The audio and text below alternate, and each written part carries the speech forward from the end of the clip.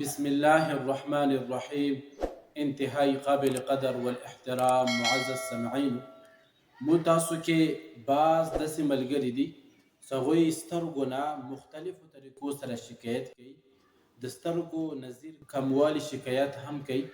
زما عزتمندو، دغه خلکو دپاره یو بهترین عمل زه ښیم، تجربه شده عمل ده. سوره قاف آیت نمبر 22: فکشفنا عنك غطاءك فبصرك اليوم حدید.